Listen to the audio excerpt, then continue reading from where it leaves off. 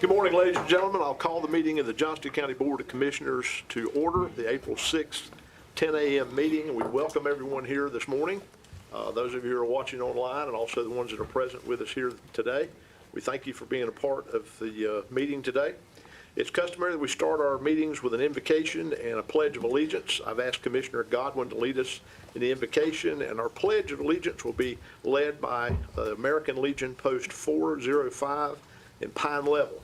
And we welcome those gentlemen in this morning also. If you choose to do so, please stand with us as we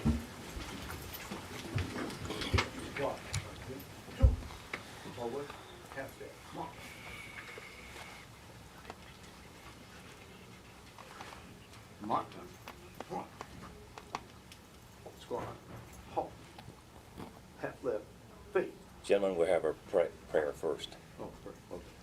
Let's pray. Father God, we're thankful for the blessings of this day, the blessings of being in Johnston County, for the blessings of springtime, and for the blessings of Easter. As we come together today to be about our county's business, we ask for your courage, your wisdom, and your grace as we go about making decisions to benefit the citizens of Johnston County. Forgive us our shortcomings and guide us and direct us. In Christ's name we pray. Amen. Amen. Amen.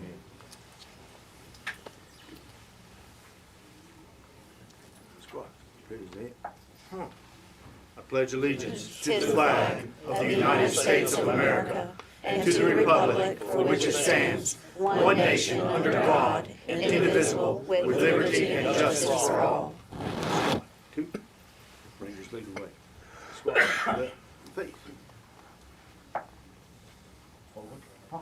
Thank you, gentlemen. Thank you, gentlemen. Thank you.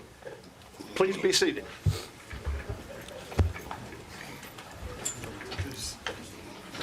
First item on the agenda this morning is the approval and discussion of the agenda. If you had an opportunity to go through that, I'll entertain a motion to approve or make any corrections or changes.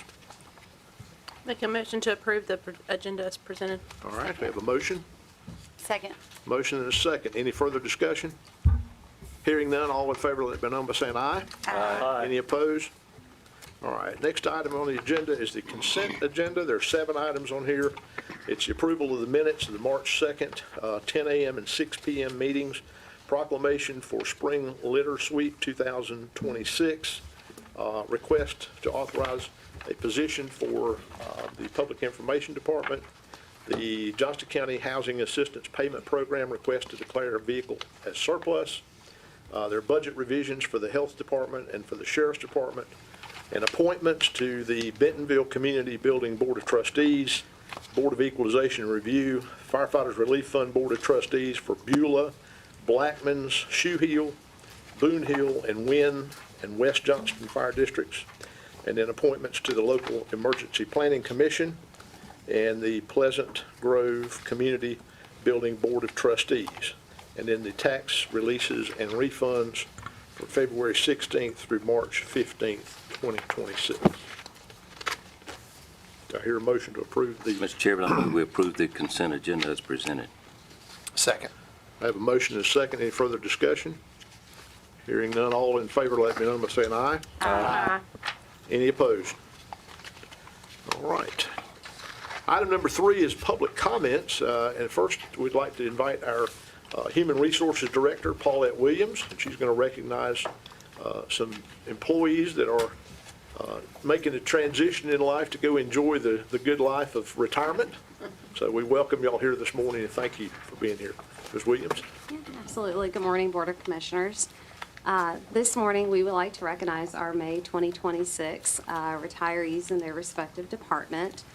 We have one who is present today and one who could not be with us, and so I'll ask the one that's present, Ms. Kelly Hudson, with 25+ years of service to the Department of Social Services, to come up with us, and then not in attendance is Ms. Tasha Holmes with 20+ years to the Department of Social Services. All right, Ms. Hudson.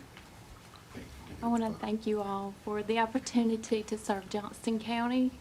We're going on 30 years. It's been a pleasure to serve the citizens of Johnston County. The one thing I'll miss the most is serving those. I've always tried to serve as I was a servant of God. And I thank you all today for your service as well. Thank you so much for being Thank you. I've got something for you, and I think the manager has something as well. Yeah, congratulations, and your plaque will be here in about 30 seconds. So why don't we do this? Let's make a picture while we're waiting for the Yeah. plaque to be airlifted into the room here. I've also have a coin for you here. Thank you so much. If you want to, we'll make a picture. There's her plaque. Yeah, thank you so much. You're gonna have her hold the plaque in there. Yes, she's good. One, two, three. That You will, want to do that poem? I've already done it. Already Gotcha, taken care of gotcha, it. congratulations. Thank you so much. And then Rick's got your plaque. Hey, can we get a picture? How you want to do that? All right. All right. So let me get my arm straight. All right, 1, 2, 3. Glad I found out I'm in a good life now. Yeah, that's right. That's right. Congratulations. I'm close. Thanks, Mel. Thank you. Thank you so much for your service. We also have Reed Stevenson here with Flowers Plantation. He's asked to speak during the public comments. That's not Reed Stevenson. Good morning, sir. Good morning. Please state your name for the record. Ryan Jordan. I'm the Community Relations Director for Flowers Plantation. Mr. Chairman and fellow commissioners, thank you for the time this morning. I want to just speak with you briefly about the proposed Clayton NC 42 boating access area that's planned for Castleberry Road. I want to start by saying that we support the project. Public access to the river is a positive addition for Johnston County, and that is not in question. What our concerns and what is in question is how the project is being presented and what it represents. This kayak launch is located on land owned by Johnston County, formerly owned by Ms. Flowers. And while ownership has changed throughout the years, the one thing that hasn't changed is the fact that it is still clearly not in the city of Clayton.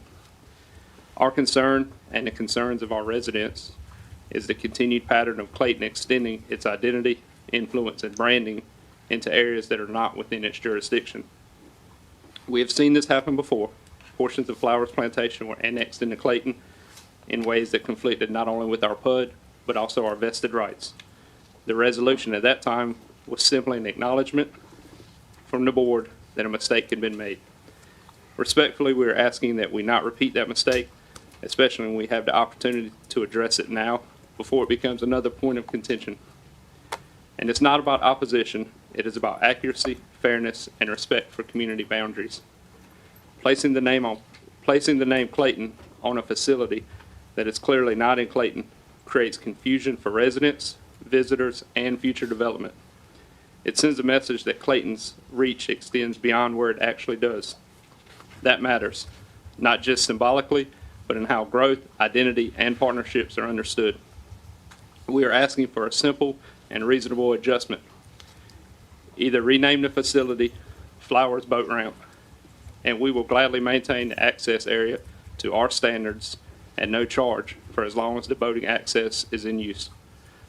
The other option is to choose a neutral, location-based name such as Castleberry Road Boat Launch without any municipal branding attached to it.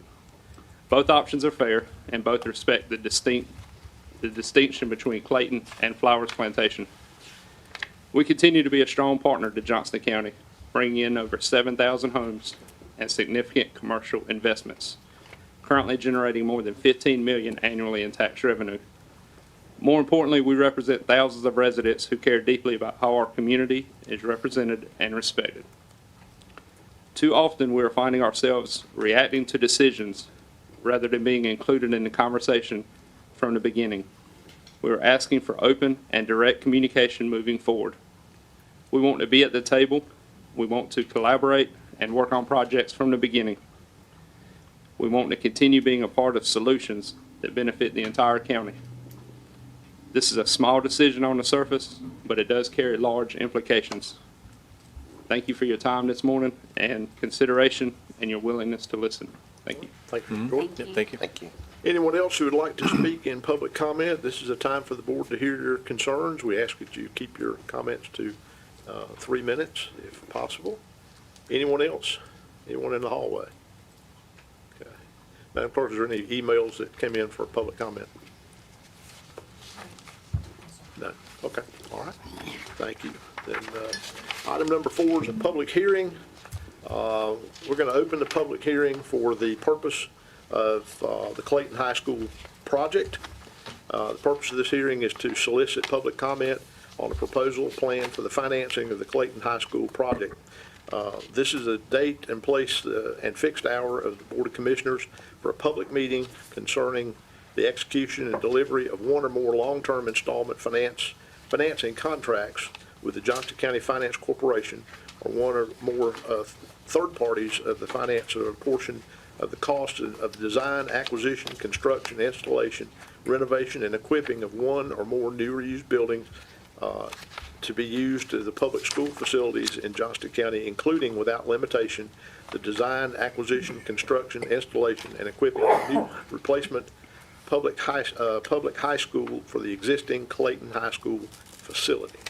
Is there anyone here that would like to come forth and speak on this matter at this time, for this public hearing? All right, hearing none.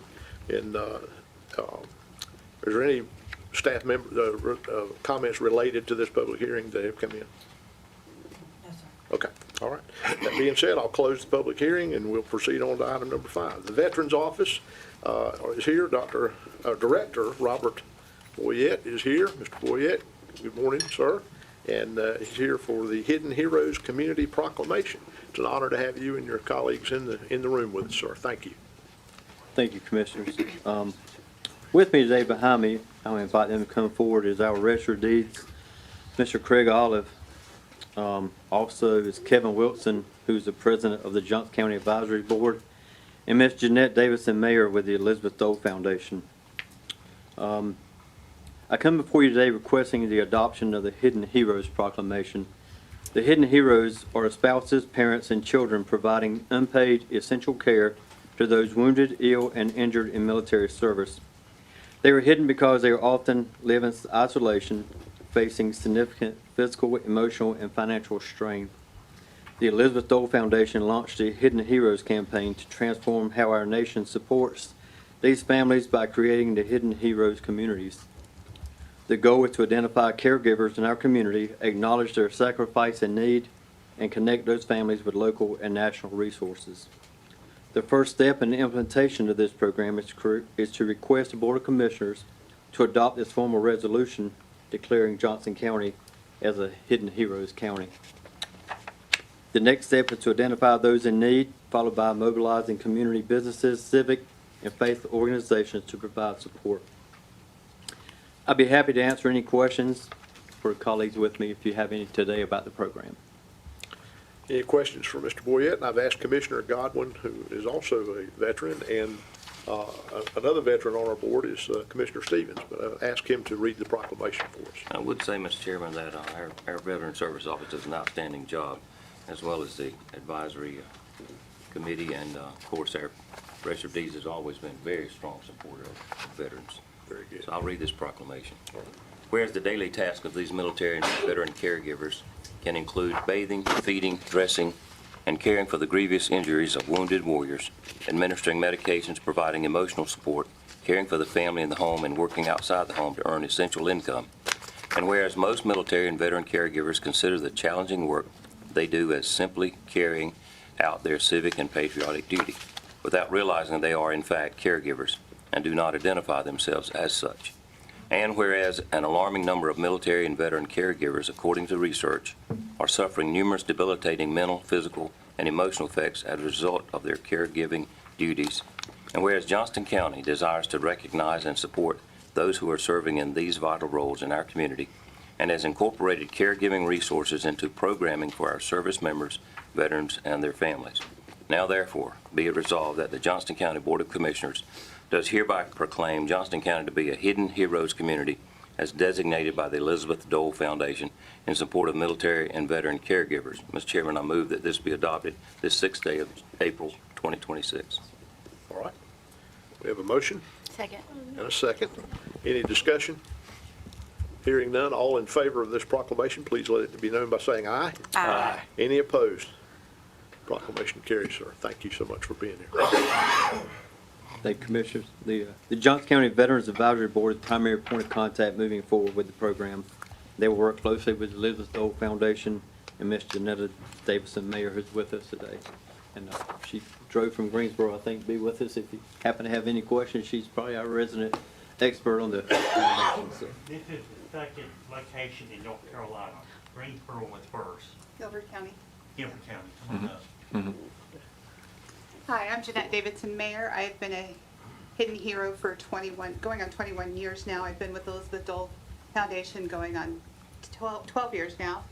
And this is my grandson, who is a hidden helper, because both of his grandfathers are retired veterans who require a lot of help. Both of them are Army, so, you know, no crayon eaters in our household. It's an honor and a privilege to be here. I represent the whole state of North Carolina. There are 7 of us fellows here in the state of North Carolina, and we're all here willing and able to help and support in any way we can to help your program grow. Mental health is a really huge one that we push in every single state. We know mental health is a resource that is very precious and needed in every state, as well as, oh gosh, the words have just skipped my brain. I apologize. We know it's also a resource that there are not a lot of people in it at this time, but we do take the brunt of our veterans' PTSD and their war injuries, and we compound it 20 times harder because we're living their PTSD and then living the PTSD they've given us. So having this honor and privilege to be here with you guys today is great, greatly appreciated, and thank you so much for making this our second county. Absolutely. Thank you. Thank you. Thank you so much for being here. Anytime we can do something for our veterans or our servicemen and women, we're always honored to do that. And so we're thankful for their service and thankful for yours as well. Thank you. Can we get a picture?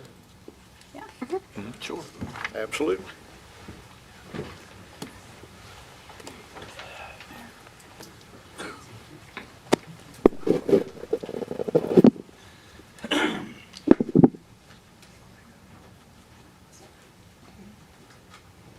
One, two, three.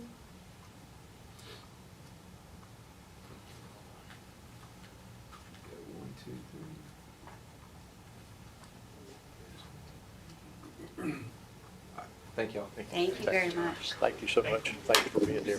That's all right. Thank you. Appreciate it. Thanks, Craig. Dolly, Oh, thank you, yeah, sir. thank you so much. Appreciate Thank you you. so Craig? much, me. Hey, buddy. Yes, sir. Thank I you. did. Yes, Thanks for coming. Army medical, I never want to ever see. Yes, ma'am. Hey, Greg. Thank you. Thanks so much. Thank you, sir. Thank you very much. Thank you so much. Thank you. Yeah. All right, next item on the agenda is the 911 Communications National Public Safety Telecommunicator Week, April 12th through the 18th, 2026. And our 911 Communications Director, Morgan Harris, is here to present. And I've asked Commissioner Stovall to read that proclamation when the time is right. Good morning. Good morning, everybody. I just wanted to thank y'all for y'all's continued support of 911 Communications and everything public safety in the county. It means a lot to us. And then every year we have a telecommunicator week where we try to celebrate those folks. A lot of times they're in the, we always used to say we were in the basement and nobody ever knew anything about us down there. So we still sort of feel that way. At least we're on the top floor now, though, so we can see out and we see sunshine now. So it is nice. But again, they appreciate everything that y'all do for us, and it's a great thing. So we really appreciate it. Thank y'all. I have a question before you move on to the proclamation. The insurance commissioner was here.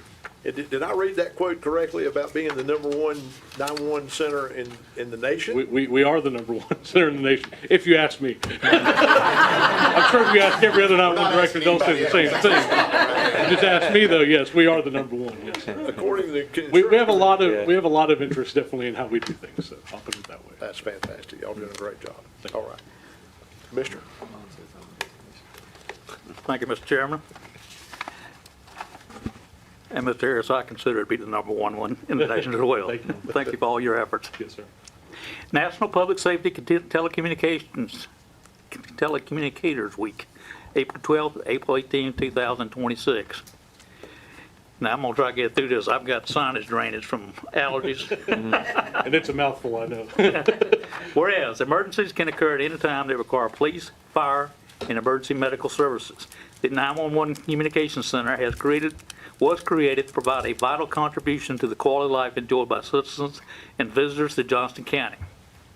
And whereas when an emergency occurs, the access to the 911 center dramatically improves the prompt response of police officers, firefighters, and paramedics. It's critical to the protection of life and the preservation of property. And whereas the telecommunicators are trained, prepared, and ready, the safety of our police officers, firefighters, and EMS personnel are dependent upon the quality and accuracy of the information obtained from citizens who telephone the Johnston County 911 Communications Center. And whereas public safety telecommunicators are the first and foremost critical contact our citizens have with emergency services. And whereas public safety telecommunicators are the single vital link for our police officers, firefighters, and EMS personnel by monitoring their activities by radio, providing them information, and ensuring their safety. And whereas public safety telecommunicators of the Johnston County 911 Communications Center have contributed substantially to the apprehension of criminals, suppression of fires, and treatment of patients. And whereas each telecommunicator has exhibited compassion, understanding, and professionalism during the performance of their job. Whereas National Telecommunicators Week will serve to recognize the telecommunicators of Johnston County who provide a vital public service.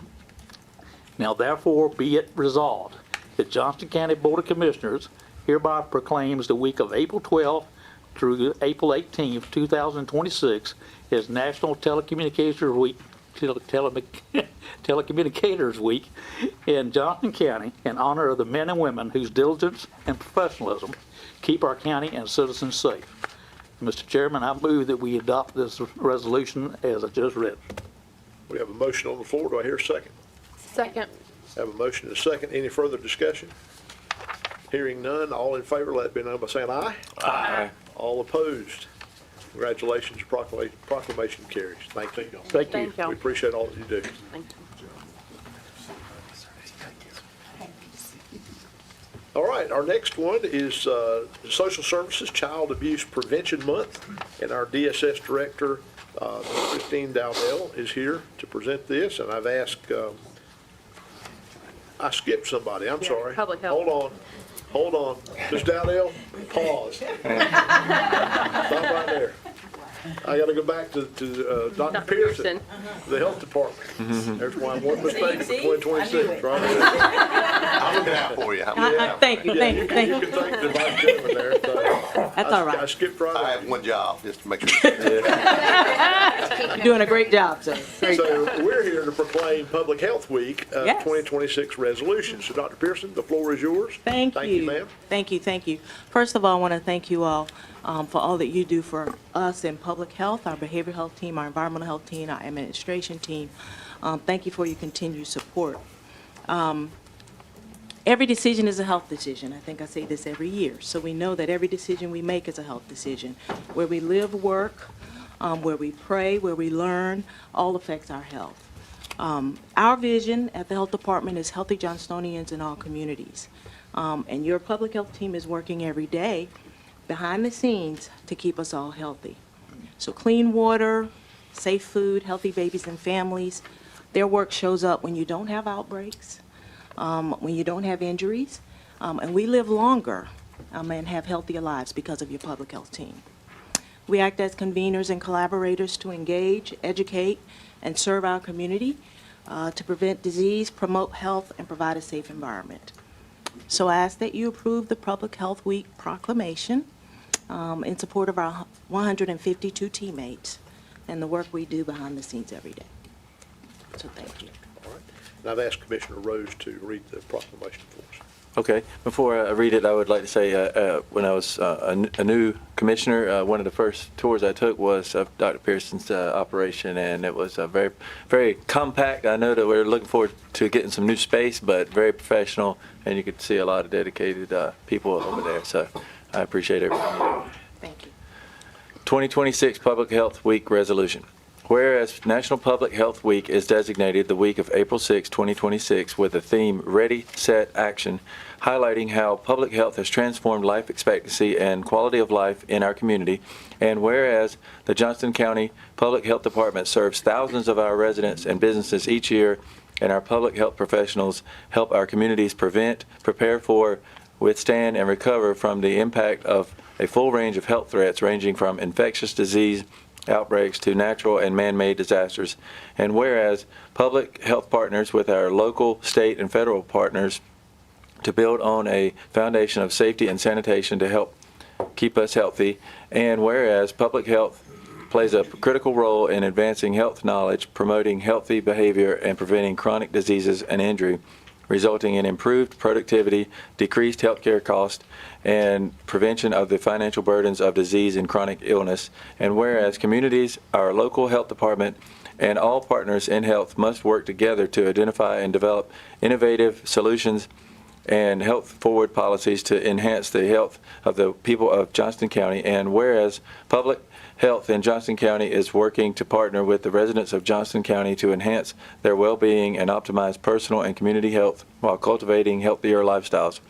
Now, therefore, we, the members of the Johnston County Board of Commissioners in regular session, do hereby unanimously proclaim the week of April 6, 2026 shall be designated as Public Health Week in Johnston County, and commend its observance to all county residents and convey our deepest gratitude to those public health professionals who serve our county every day.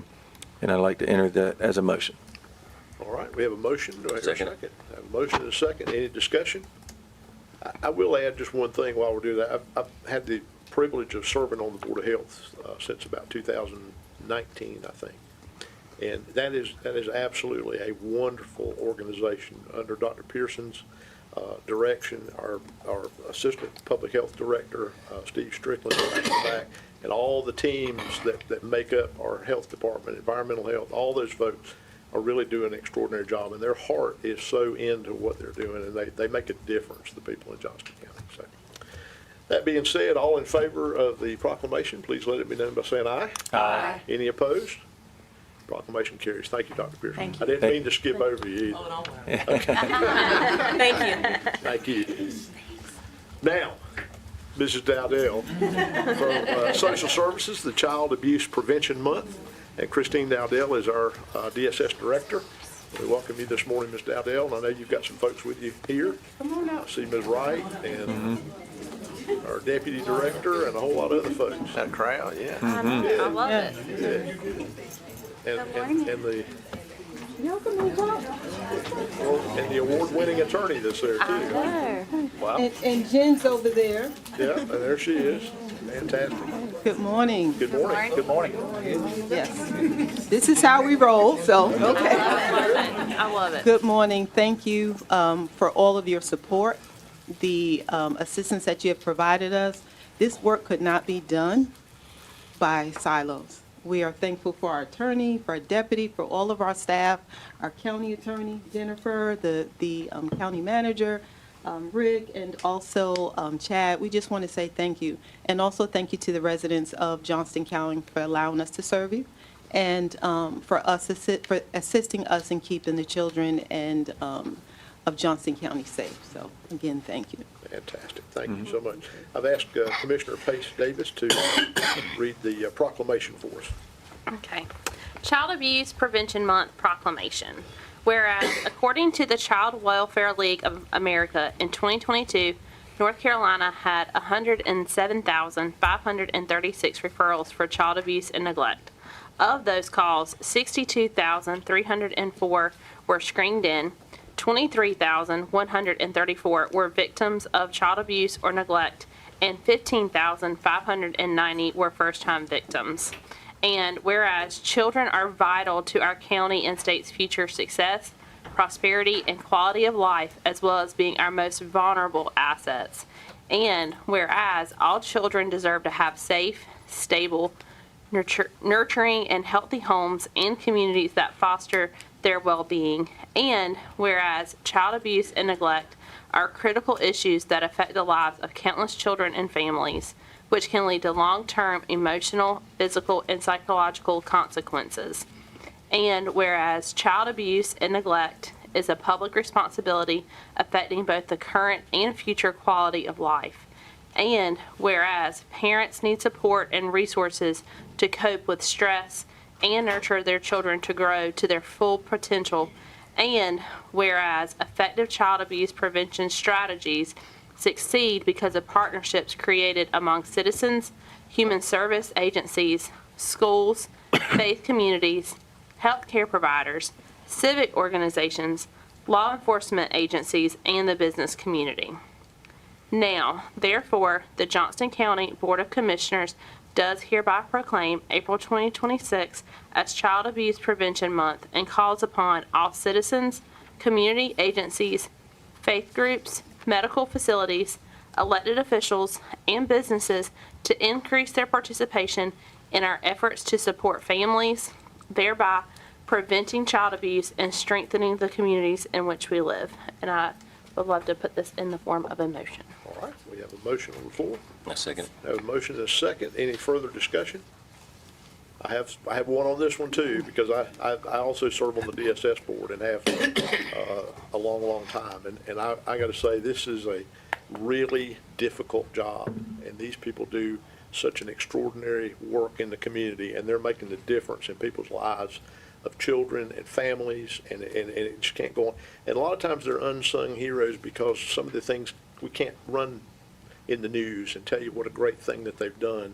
But they know, and we know, what an extraordinary group this is, and I'm just so proud of you and all that you're doing to serve the people of this county. Children are better off today, and families are better served today than they've ever been, and we're thankful for you. So, Amen. with all that being said, all in favor, let it be known by saying aye. Aye. Any opposed? Proclamation carries. Thank you, ma'am. Thank you. Thank y'all for all you do. Can I just say one more thing? Absolutely. I forgot to mention our DSS board. Thank you for everything that you've done. Also, Mr. Coleman. Yeah. Yes, thank you. I just couldn't do it without you guys, so we're just very appreciative of that. Thank you so much. We appreciate it. We can take a picture. Yeah.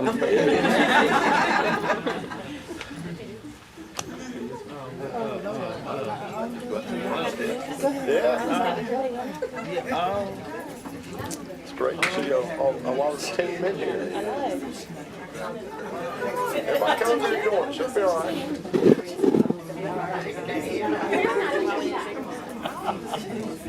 Yes. Stand behind you. All right, here we go. Did we get everybody? Yeah, we got everybody. All right, here we go, y'all. 1, 2, 3. Take a few. 1, 2, 3. All right. Thank y'all. Thank y'all so much for all that you do. Appreciate you, all right. Thank y'all for what y'all do. Thank you. Sorry, yes, sir. Good to see you. Thank you. Good to see you. Good to How are see you? you. Doing good. Hope you are. Hey, good to see Thank you. Good to see you. That's right. Give them an opportunity to Close. relocate here. Let's go the other way. Unplug it, I'll drop it down through there. Nope. Here, just unplug it, I'll drop it down through there. Let one group get out and bring the other group in, and at some point, we'll have a room that we won't have to take shifts to be in here, so that'll be a blessing. Is it gone through? There we go. Is it in? All right, next item on the agenda is the Community and Senior Services Older Americans Month for May 2026, and our director, Josh Jensen, is here to present, and I've asked Commissioner Stevens to read the proclamation for Older Americans Month. and I am accompanied by my CSS Chair and Vice Chair, Mr. Jimmy Parker and Mr. Steve Strickland. Okay. Mr. Strickland has, as you know, a ton of hats in this county. Absolutely. So every May, the Administration for Community Living, the ACL, leads the nation's observance of Older Americans Month, which is a time to recognize older Americans' contributions, highlight aging trends, and reaffirm our commitment to serving older adults. The 2026 theme is Champion Your Health. It focuses on prevention, wellness, and personal responsibility as cornerstones of healthy aging. It encourages taking an active role, managing your own health, advocating for yourself, accessing preventive care, and making informed decisions that support independence. In my career, I've been on both sides of this. I started my career as a nursing home administrator. I spent almost 13 years as the CEO of a continuing care retirement community where I had the institutional care as well as home health, Meals on Wheels. And I was gravitated towards the community-based side. And I'm very happy and proud of the service I've been able to do for the last 8 years in different areas, keeping people out of those institutionalized settings. So, and I want to thank the commissioners for all their support and for the hundreds of older adults that CSS cares for in Johnston County. We want to say thank you. Absolutely. Thank you so much. Thank you. All right, Commissioner Stevens. Older Americans Month. Whereas Johnston County includes a growing number of older Americans who contribute their time, wisdom, and experience to our community, and whereas communities benefit when people of all ages, abilities, and backgrounds have the opportunity to participate and live independently, and whereas Johnston County recognizes the need to create a community that offers the services and supports older adults may need to make choices about how they age.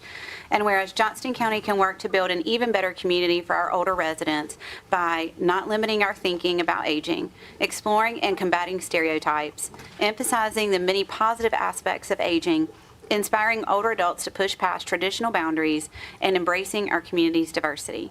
Whereas we appreciate Community and Senior Services of Johnston County for their value of inclusion and support in helping older adults successfully contribute to and benefit from their communities. Now therefore, we, the Board of Commissioners of Johnston County, do hereby proclaim May 2026 to be Older Americans Month. We urge every resident to take time during this month to recognize older adults and the people who serve them as vital parts of our community. Proclaim the 6th day of April 2026, and I submit that in the form of a motion. All right, thank you, Commissioner. I second it. Second, a hearty second. A hearty second. Always ran in the barn. I'm the biggest cheerleader for this group.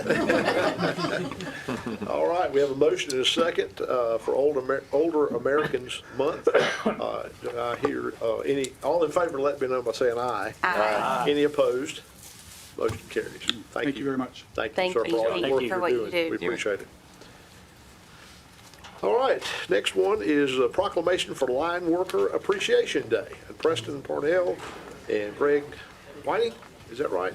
They are here to present. Winnie? I'm sorry? We have two All right, come on up and join us, with us gentlemen. also. Yeah, absolutely. We appreciate you being here. We have Zach and Luke. Okay. Awesome. They both work with us. Just want to say thank you, Chairman, Vice Chairman, and fellow commissioners. We appreciate you taking time for this proclamation. These guys choose a hard position that they fill, work very hard, spend a lot of time from their families. They're also very active in the community and other Johnson County and other places. So just want to take time to say thank you, and we appreciate the time that you're spending with us. We appreciate you being here, and I've asked Vice Chairman Lauder to read the proclamation, and we appreciate you keeping the lights on. So thank you. And I will say, at the age of about 4 or 5, I learned that I did not want to do what you do when you stick a butter knife behind the outlet. Doesn't end well. Doesn't help when you're 12 and you try to pry electric football, and you try to pry that thing off. It doesn't work out well either. So I do not want to do what you do, but I appreciate what you do. So with that, I want to read the proclamation for Line Worker Appreciation Day. Whereas on April 10th, 2013, a resolution was passed in the United States Senate to recognize April 18th annually as National Line Worker Appreciation Day.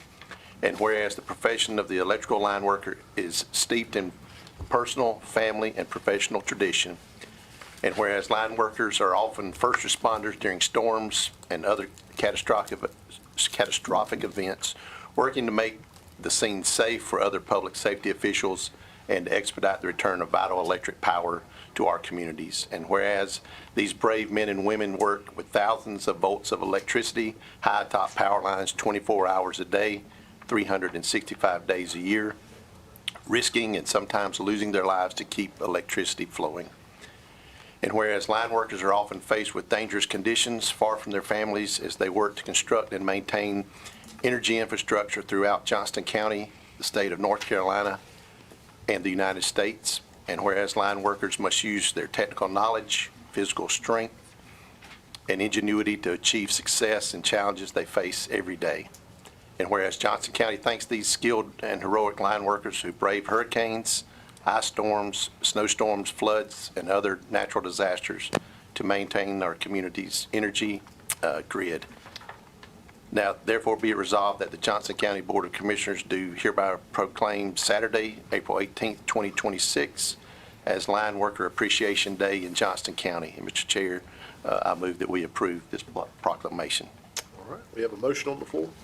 Second. There, a motion and a second. Any further discussion? Anybody who grew up on a tobacco farm knows what hard work is. Well, these guys know hard work and dangerous work. Absolutely. Kudos to them. Absolutely. We're thankful for what you do. Very good. All in favor of the proclamation, please let it be done by saying aye. Aye. Any opposed? Thank you, gentlemen. Appreciate you being here today, and thanks for all Thanks you for what do. you do. Yes, sir. Thank you. Be careful. Thank you. All right, next item on the agenda is our Nursing Home Adult Care Home Community Advisory Board, and we have our chairman of that board, Mr. James Coleman, to present. Mr. Coleman, pleasure to see you again, sir. You wear many hats as well. So Indeed. come join us. None of them cover the ball spot, though. I hadn't found that hat either. Chairman Harris, Commissioners, good morning. This is my 9th year serving with the Community Advisory Committee. I currently serve as the chairman, as Chairman has said. Today with me, I have our Secretary, Linda Apple, Carolyn Pennington, and I believe Jimmy Parker, whom you're very familiar with. We have 10 members currently active, and we're looking to recruit more. I want to express my appreciation to Ms. Stevens, who took time out last year to attend one of our meetings. Last year, Commissioner Lauder asked me to contact Dr. Lundquist at the community college to see if this was a committee that would be a good activity for some of their students. Dr. Pamela Harrell, Vice President for Student Services, attended one of our meetings. After some discussion, it was determined that the time commitment would impact their already full schedule. Things may change, and we will keep this in mind for the future. The members of the CAC serve as grassroots volunteer advocates for residents living in long-term care in the county. We make routine visits to all long-term care facilities. We assure that the residents' rights are respected. We pay close attention to the general conditions under which the residents are living, and we promote community involvement, education, and awareness of the needs of residents in long-term care. The members of the committee complete extensive training provided by the Regional Ombudsman and the State Ombudsman's Office. 2 years ago, the required training increased from 15 hours to 36 hours for new advocates. Additionally, each year, all members are required to complete 18 hours of continuing education. This time commitment is in addition to attending monthly meetings, making quarterly visits to nursing homes and adult care homes, and annual visits to family care homes. These visits can last from 20 minutes to an hour or more. Even though we are a small group, we are quite active. As I said, last year we changed our visitation schedule so that we visit the facilities for 2 consecutive quarters rather than changing each quarter. This enables us to follow up on any issues that are identified and allows the staff to become more familiar with the work of our CAC volunteers. That has worked out well for us, and we will continue with this schedule. We work very closely with the Adult Services Division of the Department of Social Services. Members of their staff regularly attend our monthly meetings.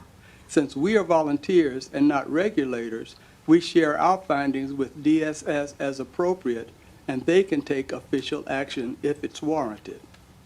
Each month, each team reports the results of their facility visits at our meeting. Resident confidentiality is carefully guarded, and no personally identifiable information is revealed.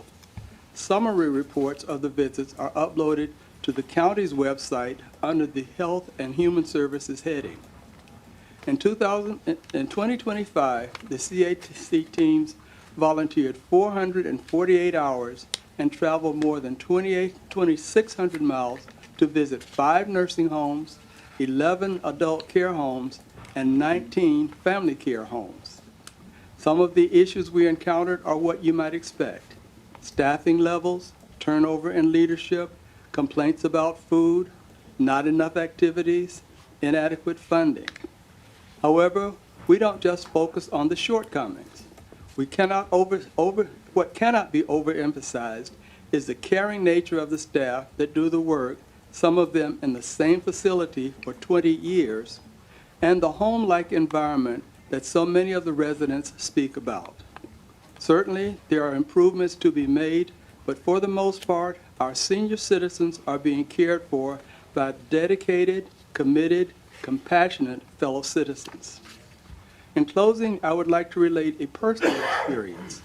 I had the opportunity to visit one of our church members who is in the memory care unit at a facility in another county.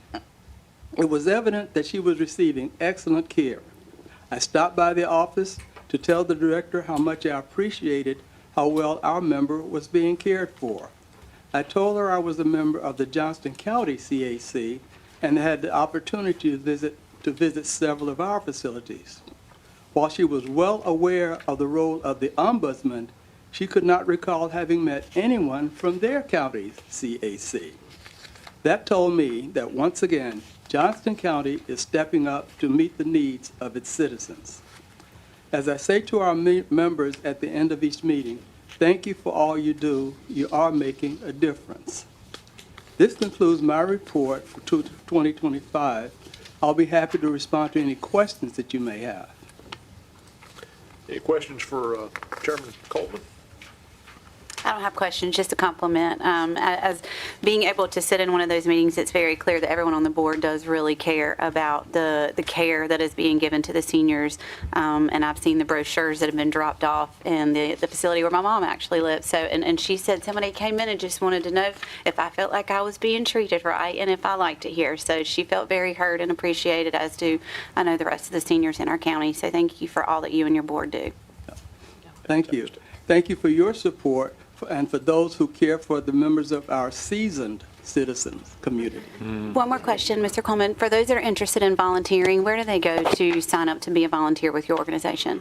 The information is on the county website, and I also have information, but I don't have the brochure with me, but if they would contact the county, they would be able to refer them to me directly, and we'll be glad to talk with any of them. Perfect. Maybe we can get a post out that we're looking for volunteers.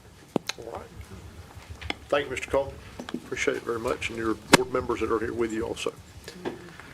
Next item on the agenda is West Johnston Fire Department. I want to rush through here, aren't I? West Johnston Fire Department approval of the tax exempt loan status. And Chief Travis Johnson's here with us, and Jesse Massey are here to present. Morning, gentlemen. Thank you for being here. Travis is away at a class in Texas, so I'm filling in on his behalf. I trust that you all had a great Easter weekend. I'm joined here by Chief Travis Parrish of West Johnston Fire Department, Chief. Assistant Chief Medlin, and their board president, Jonathan Keith. And we're here today.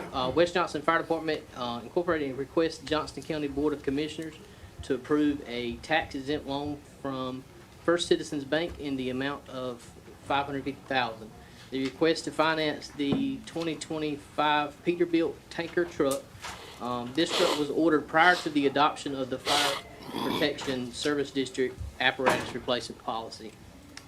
The West Johnston Fire Department proposes to borrow the funds from First Citizens Bank, I think who they bank with already, at an interest rate of 4.37 with a 7-year term. All right. Any questions for West Johnston's representatives? Okay. Mr. McLamb, you've reviewed this and you're good with it. He's given a thumbs up, so, all right. All right, what's the wishes of the board? Mr. Chairman, I move to approve the request as stated. Second. We have a motion and a second. Any further discussion? Hearing none, all in favor, let me know by saying aye. Aye. Any opposed? I have one quick question, though. Can you tell, of course, y'all went out about this a long time ago to order, but are you getting any feedback on what's happening in the industry? Is that order time getting any shorter at all? Very little. Still stretched out. Yeah. I signed this contract in February of '24. Okay. I was talking to the plant this morning, and the truck will be ready probably by the end of this week. Over 2 years. Okay. Thanks for what you do, guys. And control and price. Price just keeps climbing. Cha-ching. Yeah. Chief, thanks for all your work and dedication. Your department does a great job. We appreciate you. Thanks for being here. Yeah. Thank All you right. all for all y'all do. Absolutely. Yeah, man. In the county. Yes, sir. Thank you. Take care. Thank you. All right, we have our director, David Harris, with the Johnston Regional Airport. I see the chairman of the board of Airport Authority back there with him, Ken Starling. So gentlemen, come forth and tell us what's happening at the airport. Well, Mr. Chairman, fellow commissioners, I'm Ken Starling, chairman of the Airport Authority. I have our director, Dave Harris, with me. We're here to give you our annual State of the Airport report. Okay, very good. Good things that are happening. Appreciate the ones that could come out recently. We had a ribbon cutting for a new hangar. Glad to see you there. We're continually growing. This is a new 17,000 square foot facility that gives us room for larger aircraft, also more office space. Dave has been instrumental in finding tenants. I think the economic development was our first tenant that we actually were able to work with Chris and plan some of his space the way he wanted it. So from the ground up, he designed something that would work for economic development to use. So that's a great place for them. They've been a great asset to our airport. In reviewing what we were going to present today, I found an old master plan that we had come up with. This was our 20-year plan, supposed to show out till 2040. We created it in 2020, so it's a 20-year plan. We've almost blown every number off the chart already. By 2040, we were expected to have 135 aircraft based at Johnston Regional. Currently have over 170. It's just phenomenal, the growth that we have, and it's continuing. Our board is staying very active in trying to be instrumental in planning for the growth. That's hard to do, as you know, from infrastructure needs, and that's really the only place that we have to rely on of the county is for infrastructure support. We're able to get a lot of grants. We get federal grants, state grants, millions and millions of dollars worth are available, but they all require 10% match normally. Sometimes that varies, 5 to 10%. So the airport is financially sound enough that we're able to start supporting ourselves. There's no tax money goes for any of our employees, our light bill, our insurance, everything we're self-supporting. We're just never able to make that jump into the infrastructure, like for extending a runway or repaving the runway or, major infrastructure needs. We still need the support of the commissioners, and we really appreciate what you've done in the past. The last economic development report that the state put out, they do this, I think, every other year. So in 25, our airport supported over 1,400 jobs. That meant a personal income of over $111 million for those individuals. That created state and local taxes of almost $21 million that they paid in. And the total economic development output of our airport that makes a difference to this county is $317 million. So we are definitely a asset to the county, and we want to continue to do so, to be one. Currently, we're working, like I said, long range. We started knowing about 3 or 4 years ago, we started the process of implementing a control tower. We're the busiest general aviation airport in the state of North Carolina, and we operate with no control tower. So they told us then it would be 8 to 10 year process. The FAA moves very slow. So we have started that process. We're getting closer. There's a few things on the horizon. I'm going to let Dave get into the specifics of what we're trying to do and accomplish. We appreciate all your support. And anytime you'd want to come out and learn more about the airport and our process, be glad to entertain any of you. Thank you. Thank you. Thank you. I've been standing back here terrified with this sign that says caution podium spins. I wasn't sure if it was spontaneous or if you got a button back there to throw me out of the room when We I just go don't want the too long. speakers to spin. Yes, sir. Yes, sir. So I don't even want to When touch we're done them. listening, we just spin the podium. There we go. I get that. Good morning, Mr. Chairman and Commissioners. I'm Dave Harris, the Airport Director. About a year ago, I was in here the last time, and I didn't have a whole lot to say because I'd been on the job for about a week and didn't even know how to spell the airport, much less know where it was or what I was supposed to do. I thought I was going to get to stand around and talk airplanes and eat barbecue all day, and we were going to call it good. And then I found out what an airport really is.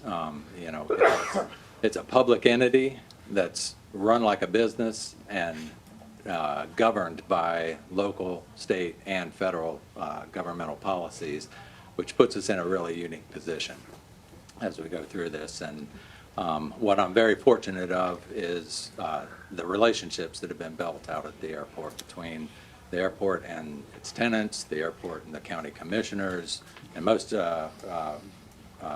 thankful for myself is the relationship with the board.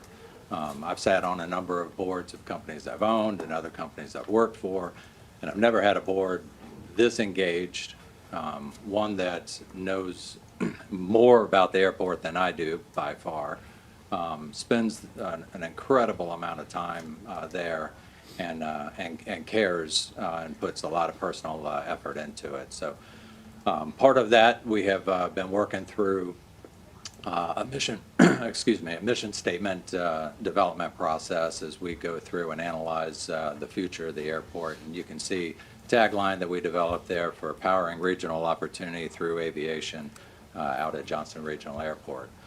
Here's the mission statement that we developed, and it tells the story. It's a little bit wordy, but it gets to the point because we've got a lot going on. We identified 25 individual products and services that the airport provides, not just a runway. So our goal is and mission is operating a safe, compliant, self-sufficient general aviation airport that supports diverse aviation needs, serves as a critical component of the national airspace system, and enables essential public safety and emergency response operations. Every bit of that is important. The first part, nothing more important. A safe airport, and we'll talk more about that with the air traffic control tower needs. Self-sufficient is a big piece that we'll hit on, is how we support the county with our operational budgets. And then that last part, enabling essential public safety and emergency response operations. We're really proud of the ability to be able to support Duke Life Flight, and now upcoming with more and more support with the North Carolina State Highway Patrol being based out of JNX. That last bullet is what the chairman was getting at, creating value for our community, customers, and taxpayers as an economic asset and tax base, delivering affordable, high-quality facilities and first-class service. So how have we been performing? So as our objective being a self-sufficient operation, the board set a target of 5% net return on investment for the airport.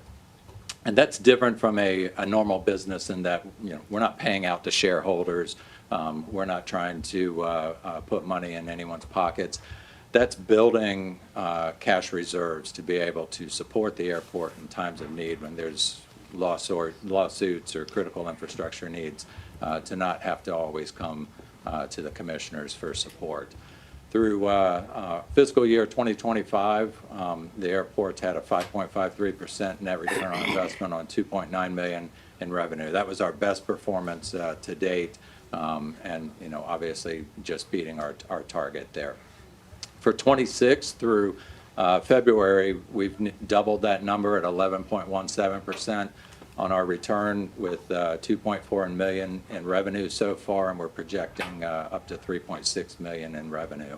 Again, none of that's going in anyone's pocket. What's going to happen there is that number will come down by the end of the year as the board will look to invest the surplus that's there, some of it going to the cash reserves, but the rest investing in the airport itself and into the tenants through lower costs for fuel, which is a huge concern for aviation and everyone else these days, as well as the overall health of the airport by investing in hangars and self-serve fueling and fuel storage. What we've determined over the last couple of years is that our leasing activities is really our strength. A lot of people look at airports and they like to think that the fuel services and the fuel sales is what would drive an airport. Probably anybody who's ever owned a gas station knows that that's not where the money's made. That's where the money's lost. The leasing activities is really what we focus on. So we've upped the ante there. We've been maintaining nearly 100% occupancy rate on our over 151 leasable spaces, including major operations such as the fixed base facilities, the corporate hangars, the T hangars, and the tie downs. We've got over 170 aircraft out there at JNX valued at over $80 million, which generates that tax revenue. Our recent cost center analysis identified these as our strategic imperative for the airport is to maintain these types of numbers so that we can ensure that our operational budget maintains that self-sufficiency. Part of that is the board leaning forward into acquiring this new facility that many of you were at the ribbon cutting for last week. The strong financial performance that we've had enabled the board to lean forward and negotiate to acquire the facility instead of allow it to be a privately owned facility. Therefore, now all of the leasable income coming off of that is going back into the airport, versus us waiting 30 years for that to happen. We talked about the State Highway Patrol and the progress that's being made out there. So the picture on the top left is looking from above Highway 70 back down to the south. You can see the building pad, the apron, and the development going on. They should be going vertical in the next week or two as the steel's been delivered, the footing's been poured, and we're hoping to have completion there by no later in the fall of next year. So our plans for 27's budget will be, again, maintain that self-sufficiency while we start investing more in our staff through training and obviously compensation to hold on to the fantastic staff that we have out there at the airport. As well, investing in our board, again, through ongoing training and compensation. This has been a topic that I've been wanting to get in front of commissioners for a while now, and that's a discussion on we built it into our budget for 26 for an increased compensation for the board. We'll have it built into 27 as well again, and we'll be requesting your approval to do that, to recognize the efforts of these folks and the amount of improvement that they've made in the airport over the years. We'll also continue to invest in our infrastructure. We've started a process of improving the hangars as well as increasing our ownership position in them. We have to improve our fuel storage capabilities as well as continue to improve the airport safety. Tenant benefits have been growing. We've dropped the price of fuel in the last year over $1.40 a gallon from what it was when I first started out there. And during this period, we've become the lowest cost fuel provider in the region. So even as prices have been skyrocketing, given our performance elsewhere, we've been able to hold the line and benefit our tenants as best we can.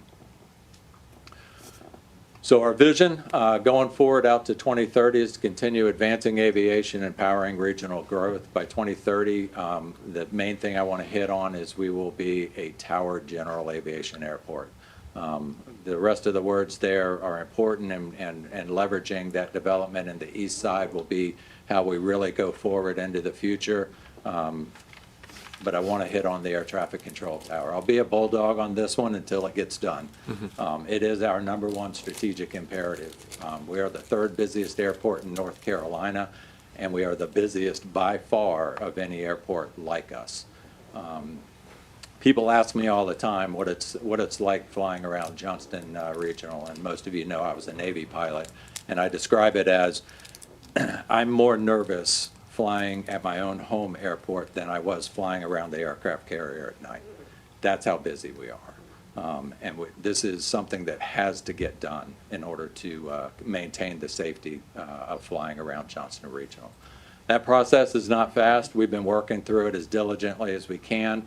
The siting has been finalized. We're working through an environmental assessment. We're starting the design process.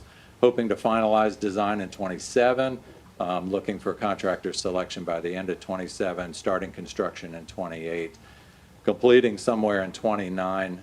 Now you have to go through a process of training the air traffic controllers to your specific airport. Not every airport is the same, and it won't be operational at best until 2030. So that's a long time where we're going to continue to have an incredible amount of congestion and diverse traffic that needs to be maintained safely at the airport. It's also a significant investment. Roughly $20 million is what we're looking at for a standard brick and mortar tower, and it will require a minimum of a 10% local match to get that done. The good news is so far our lobbying efforts has resulted in tremendous local, state, and even federal level support for gaining a tower. It's recognized that we have this need. And again, the process is difficult. There's 2 potential off-ramps that'll be really good news. One is through a new technology called remote digital tower technology, which some of you have probably heard me speak about. It's increased capability, reduced cost, can bring the number down to 12 million from 20 million. It can be delivered faster, operational in 2028 instead of 2030. It sounds like it's too good to be true, but it's one of those things where a technological leap in capability really does bring reduced cost and a faster timeline. Another potential interim solution, excuse me, is a mobile tower. And that's a situation where they bring essentially a crane in with a tower supported on top of it. In this situation, we would lease the equipment, and the federal government would support us with the manning piece. The request that we would have would we be looking for support of roughly $500,000 per year to lease the equipment over the 2-year period in order to get to an operational full-time tower. So that's a discussion point that we'll be bringing to you in the next few months. I know I said a lot. We've had a lot going on, as we've talked about. Completely different brief than last year, where basically I said my name, said hi, and thanked you for your time. But I'll thank you for your time again. Any questions for I have a Mr. question. The $12 million tag. Yes, sir. What capability? Is that a manned tower or is it automated? So it's still manned, and this is part of the board's leaning forward on buying the facility that we were talking about. So there's office space in there that can actually house the air traffic controllers. The difference in the tower is the tower itself is a steel latticework tower. Looks a lot like a cell tower that has a series of cameras positioned on top of it. Then you run a fiber optic cable back to the facility we already own. That's where the console and that's where the console is and the people are housed. So they really leaned forward into this and said, okay, this investment that they've made into that facility helps carve a lot out of the cost of the tower, and then going with this technology brings the timeline down as well. Sounds interesting. Yes, sir. Yeah. Any other questions for Airport Director? I will say that I was able to attend your ribbon cutting, and the numerous times that I've been out there. That is an extraordinary facility. Y'all do an exceptional job of taking care of it. It's always perfect, and it's exciting to see the growth and the things that are happening out there. I've been watching the plans as they've evolved over the last several years, and it's really exciting to see the potential that's coming in. To think of being the 3rd busiest airport, that's just phenomenal. So it's just mind-blowing. It is mind-blowing. That's a good It's word for it, it mind-blowing. really is. But thank you for your leadership and the Board of, the Airport Authority Board. Y'all have done an extraordinary job. We really appreciate your leadership out there and your dedication. And it's a lot of work, I know, and we're thankful that you're there, but we've really got an airport that we can all be proud of, and I know it'll continue to be that. So, any other comments? All right. Thank you so much. Thank you. Thank you. Thanks, Dave.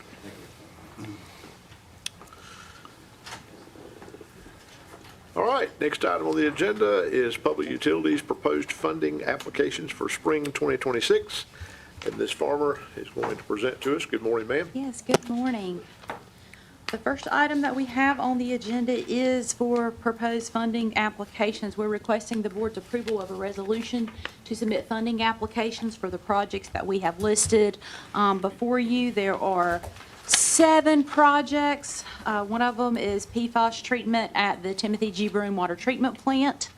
The next one would be Cleveland Water Supply Improvements, Cleveland Water District 1 million gallon elevated storage tank, US 70 Business Water Transmission Improvements, the Upper Middle Creek Sewer Interceptor, wastewater collection SCADA and security improvements, and water distribution smart metering SCADA and security enhancements. All of these projects are identified in the most recent capital improvements plan, and I'll be happy to discuss any details if you have questions on the details of any of these projects. Otherwise, we are requesting approval of the resolution to submit the funding application by the end of the month. And this is just for just to be able to try to get some applications for loans, or was it grants? This one is, it will likely, we're just eligible for the loans. Okay.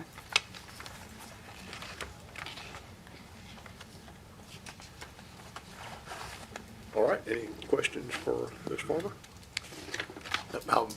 Mr. Chairman, I'll make the motion to adopt the resolution. All right, Second. have a motion and a second. Any further discussion? I have one quick question, Mr. Chairman. Okay.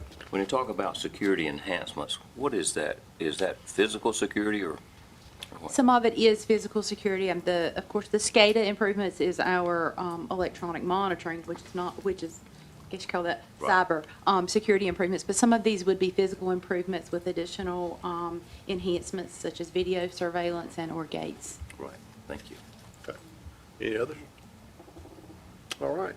Have a motion and a second. All in favor, let it be known by saying aye. Aye. Any opposed? All right, adopted resolution. Ms. Farmer, you can keep rolling with item number 15. Okay, item number 15 is very similar. This is requesting the board to approve a resolution for funding for landfill leachate PFAS treatment. This would be a pilot study. We have done a bench scale study on the landfill leachate, which is discharged to our wastewater treatment facilities.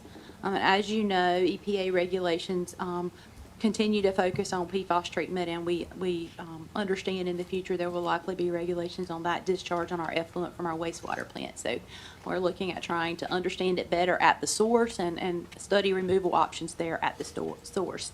This is a grant application of this particular program is grant funding. So we're just requesting approval of that resolution to submit this application. This is the grant. This one is the grant This one. one's And the grant. unfortunately, it's smaller. It's just a pilot study. It's not building something large right now, but it's certainly understanding what we could do in the future. If we don't get the grant, is it something that we would need to fund anyway? It's likely something we would, yes, it's something a project we would pursue. We would have to come back for the board to approve a capital budget potentially for that if it's not something that's in our current project, if we couldn't include it in our current contract budget. And about how much do you anticipate that to be? It's about $150,000. Okay, thank you. Any other questions for Ms. Farmer? Mr. Chair, I move to adopt the resolution supporting the funding application for landfill leachate PFAS treatment pilot study. All right, thank you, sir. Have a motion? Second. Second. Second. Motion and a second. Any further discussion? Hearing none, all in favor, let it be known by saying aye. Aye. Any opposed? All right. Ms. Farmer, you're item number 16 as well. Okay. This is a request to surplus from some existing equipment at our biosolids dewatering facility. When we completed the new wastewater treatment plant, we changed our method to dewater biosolids from a belt press type system to centrifuges. So we have this surplus equipment, 2 belt press, conveyor system, a pug mill, and an elevated lime silo that are no longer in use. We would like to surplus these. We will likely list these on Gov Deals or talk with others in the industry to see if there's interest, and then if so, we would advertise to sell those facilities, that equipment. Any questions on the biosolids dewatering facility surplus equipment? All right, do I hear a motion? Yeah, I move to approve the surplus of the equipment. Second. Have a motion and a second. Any further discussion? I got one quick question, just out of curiosity. The centrifuge you talk about, how large is that?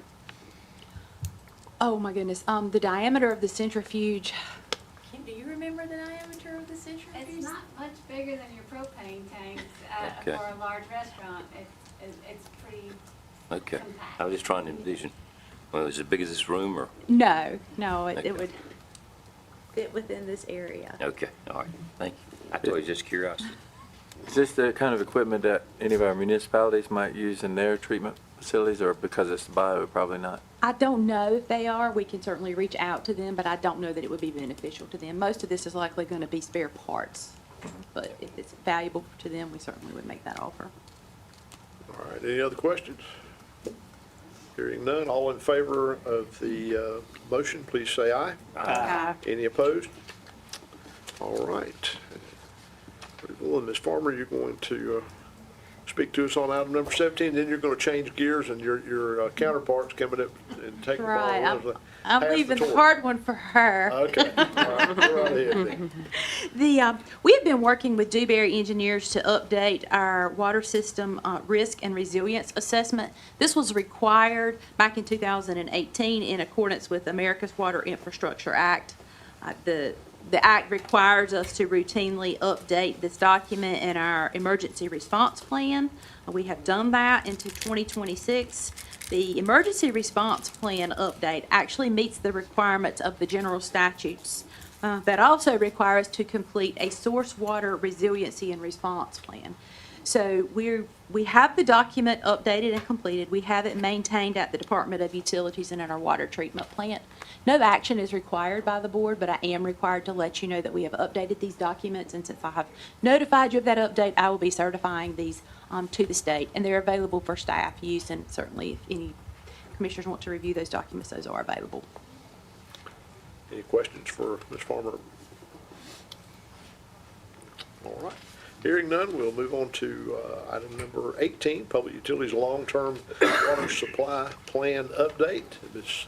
Kim Rainier going to come up and lead us in that discussion. Ms. Rainier, good morning. Good morning. Guess so. Good morning. Thank you for taking the time to let me give you this update on our long-term water supply planning. We've been in front of you a few times over the past couple of years to present our findings. We've worked with Hazen and Sawyer, and they had done the technical evaluation of our options for long-term water supply. But then we had worked with Wildan and Davenport to do a complete financial analysis of how that might impact our budget and our rates, and presented that to you all. At that point, we took a pause, took a deep breath. You hired J.D. Solomon Incorporated to come and help us look to make sure that we had done our due diligence. We had looked at all the alternatives. We had reached out to all our partners. And he had presented to you a few times on his findings. Outside of what's been presented to you, the 421 corridor report was commissioned by the state legislature. And that incorporated the findings of our studies and built upon that. And also our work has been used by the Triangle Water Supply Partnership for their long-term water supply planning. So we wanted to come back to you and give you an update on where we are today.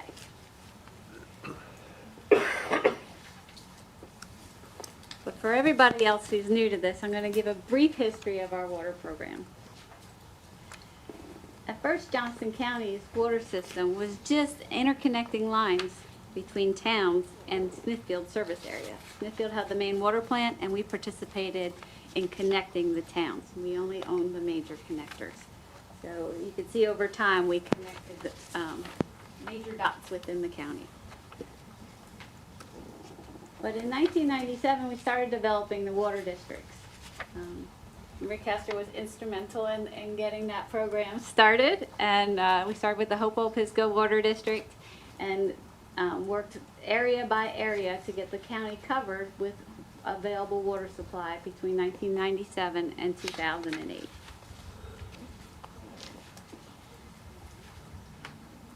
It's not a coincidence that the Timothy G. Broom Water Treatment Plant was constructed between 1994 and 1997. It came online right about the time we were finishing up the Hopewell-Pisgah Water District, our first district. It was 4 million gallons of initial capacity, 4 million gallons a day. The MGD stands for million gallons a day. Later on, we expanded it from 4 to 8 million gallons a day, then from 8 to 10, and from 10 to 12. 12 is an important number because when we first got the permit for this plant, the state had declared that 12 million gallons was the most we were ever going to be able to get out of the Neuse River. So the initial planning for that plant was for it to be expanded in pieces up to 12 million gallons.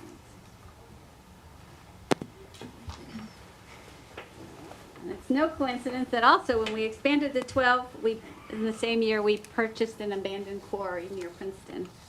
And that was because we were out of water supply from the Neuse River, and we were getting pretty nervous.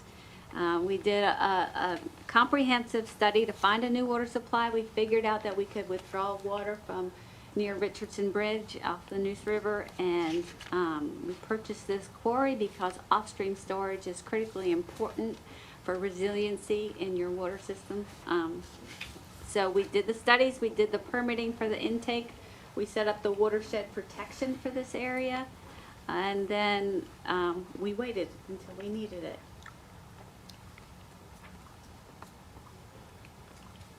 We also did some financial analysis so that we said it would be pretty expensive for us to start a new facility there, so we needed to delay it until our customer base could afford it. So we went to look at for help from our neighbors.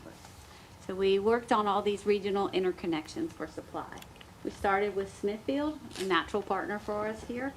And then we developed a relationship with Harnett County, and then Wayne Water Districts, City of Wilson, then Sampson County, and then the City of Raleigh. So we are interconnected in several places around the circumference of the county. In total, we can, on an average daily basis, we can buy close to 10 million gallons from our partners. On a max day, close to 11 million gallons. It still wasn't quite enough. We worked with our hydraulic modelers and our consultants, and we were able to reanalyze what was available in the river, and the state agreed that we could get more water supply out of the Neuse River at the location of our Timothy G. Broom plant. So our first expansion was 12 to 14 million gallons. And that was a relatively easy, affordable expansion because we just pushed the limits of our original 12 MGD design.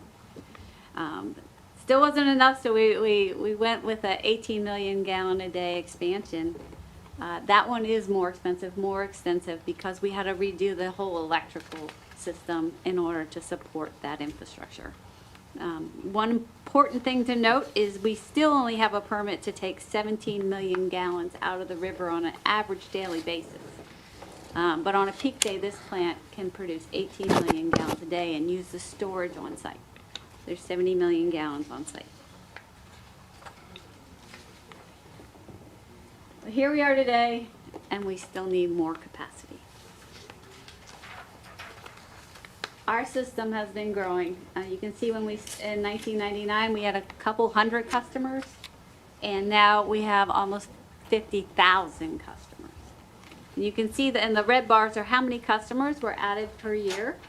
And you can see the water district through 2008, all the water districts getting built, and then there was an economic downturn, and now the system has picked up on the growth curve once again. What's the numbers on the left? That's the number of customers. So we started out with just a few hundred customers, and then we made it to 50,000. And the numbers on the left is how many we add per year. Okay. Sorry. Okay. Right and left, backwards for me here. Yeah, I should have said my list. I'm sorry about that. No. The numbers on the left is the red bars, the number of customers we added each one of those years. And accumulation of those red bars will equal the blue bar, right? Yes. Blue bar. Yeah, that's complicated graph. I'm going to show you another complicated graph here. This is from our long-term water supply plan. It predicts on a max day that somewhere in the upcoming few years, we're going to have trouble meeting average day demand. I mean, max What day is our demand. max day now? It's over 20 million gallons. I think 22. About 21 is the max. Yeah. Okay. That we've seen so far. When it happens each year is slightly different. It's always a dry time and a hot time, whenever those come together. So on this graph, you can see the town of Clayton had provided us with 3 different demand projections on there. Those are the 3 bars at the top. We started this plan in 2019, and we didn't finish it till 2025 because some of our planning horizons changed, and also incorporated with this plan was getting buy-in from the state. So it was a long process, and during that time, the town of Clayton changed their projections, and we landed on the ones shown up there. Now, to date, they have been lagging. Some of the projects did not come to fruition in the time frame they thought, so we have a little more breathing room there than is shown, but it is a sobering graph. One thing I want to point out here is when they look at what our supply is on a max day, they're adding up our plant being able to produce 18 million gallons a day, and every single one of our suppliers able to meet their max demand. That would be like pitching a perfect game. You just, it doesn't happen. So it's more reasonable to look at 80% of that being available in a crunch time. We have a variety of partners. The chances of them all having a problem on the same day are slim, but it would be an extraordinary day for us to get 18 million gallons a day out of a plant that can only pull 17 from the river. It would be a challenge. There is some loss in the process and some loss in the system, so it's more realistic to look at an 80% number. So that brings us to what we do next. And Excuse me, Kim, what is MDD? oh, max daily demand. Okay. Max day demand. That brings us back to that reservoir we bought and what we're calling the lower Neuse water supply plan. So when we looked at all our options, we did find that we can get a little more water from the city of Raleigh. We can increase our agreement from 2.5 to 4.5 million gallons a day. But the caution there is it's a temporary supply. They're willing to lease us water, but they're not willing to sell us capacity out of their system. To do that, it only requires around 1,300 linear feet of 12-inch water line and a pump station at the metering site. So the cost-benefit analysis said that we should go ahead and move forward with that. And preliminary negotiations with the city of Raleigh are underway, and we expect an agreement to be presented to you all in the coming months.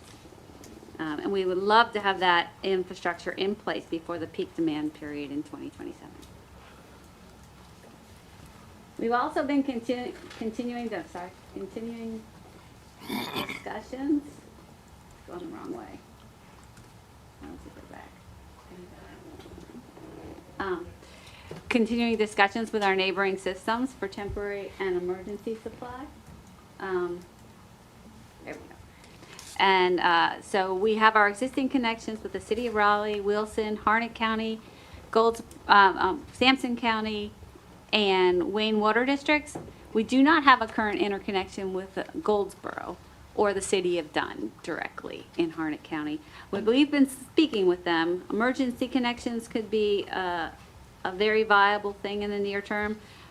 Leasing water back and forth might still be viable, but for now, none of these solutions can meet our long-term demand in the time frame we need it. Which brings us to the Lower Neuse Water Supply Project. This is a new water treatment facility next to that quarry and an intake on the Neuse River near Richardson Bridge and a long pipeline to bring that raw water supply to this area. We need to start moving forward with that, or in early 2030s, we will be having water restrictions on hot days for sure, given just our current growth path. So we would like to talk to you today about moving forward with a design bid build project for a new treatment facility next to the existing reservoir. We had previously talked to you about a progressive design build project. That requires more funding upfront and a clear plan. By moving forward with a design bid build project, we can start design as soon as possible and plan for that full build out of 30 million gallons at this site, but only do 6 million gallons right now. And while we're designing it, we can move forward with our negotiations and partnership discussions with the towns in the county. We can also work on our funding packages and continue to lobby for federal support, state and federal support directly. We can use our own funds to do the design. We won't have to go out and get revenue bonds or anything like that. We will be continuing to look for funding opportunities, but we have enough ARPA and system development fee funds to do the design. And it allows us flexibility of when we pull the trigger for construction. I really feel like we can't wait any longer to start this process, but this is a great way to start and allows us to keep working on our other planning while we move forward. For the raw water supply and the intake on the Neuse River right at Richardson Bridge and the long pipeline, we'd still like to move forward with a progressive design build project, and that's because of the complexity of the project. It's a challenge to put that intake in the river, and it's a challenge to site the pump station in the very broad floodplain that's there. So having the engineer work with the builder, the contractor that will build it, as a team from day one, we feel provides a lot of benefit to this process. That's one of those things that we'll start later on in the year, hopefully, and we'll come back to you to talk about. All this is very expensive. The new intake is expected to cost $120 million, the new treatment plant $280 million, and all the new finished water transmission over $200 million as well. And so this is a daunting task for our customer base. Can we afford this program? We can't afford not to at this point. By 2030, our current water supply will not be able to meet our peak demand. Our own water supply will not be able to meet the average daily demand. Right now, we provide our average daily demand from our own treatment facilities and rely on our neighbors to meet peak demand. We will not be able to meet average daily demand with our own supplies by 2030. Temporary additional water supplies will help, but not meet our long-term needs, and that supply is temporary. We need to sell capacity as if they're buying it in our new plant, even if we have 4.5 from Raleigh, because that is temporary. It's leased water. We can't recoup those costs. So we have to replace that 4.5 as soon as that contract expires. So right there is a big chunk of the 6 MGD we're proposing to build. It's more affordable now. In 2008, when we first started talking about it, we had 30,000 customers. Now we have 50,000.